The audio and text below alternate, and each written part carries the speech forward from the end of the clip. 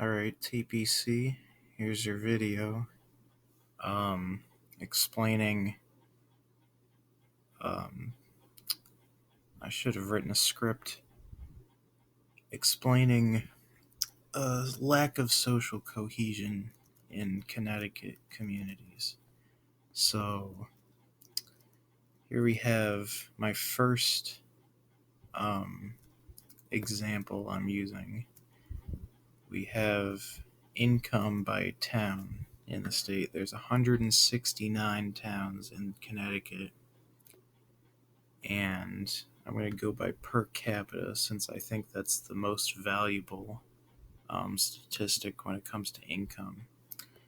So here we have actually these first 10 towns, 1, 2, 3, 4, 5, 6, 7, 8, these first 8 towns.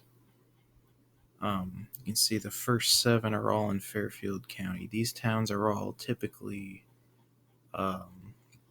white collar, executive towns, very high income levels. Of course, New Canaan and Darien are both very high income levels. And most of them lean Democrat. The only ones that really lean Republican are the top 2, New Canaan and Darien. Now we go down here, we see per capita income 105, 105, 97, 92, 90. Now we go all the way down here, we have less than half of that starting at Newtown, which is still a fairly wealthy town.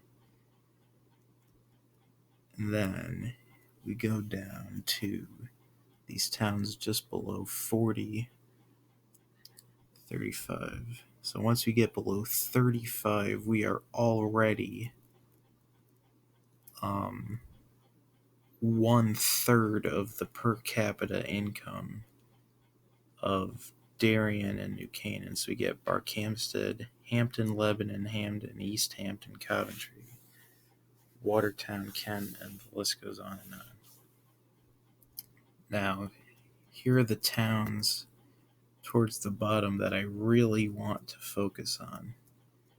And these are the ones.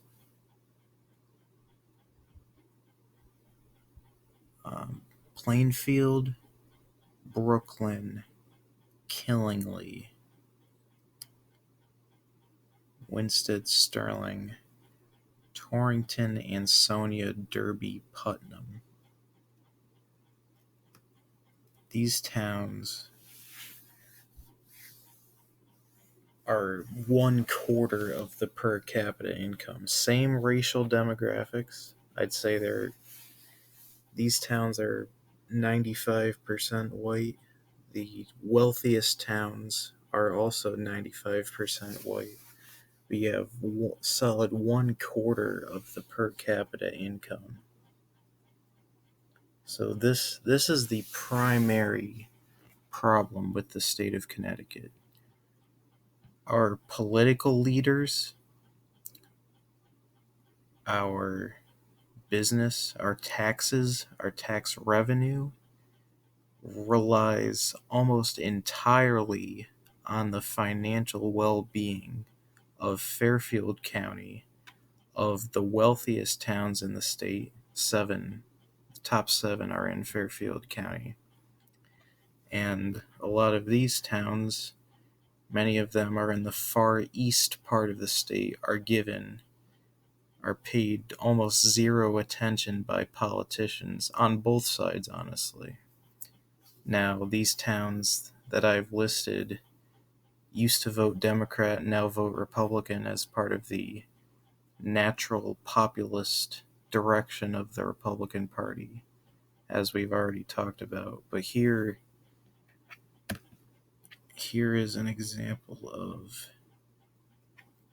Google Maps in terms of how I was trying to explain my town. So here is, oh, come on.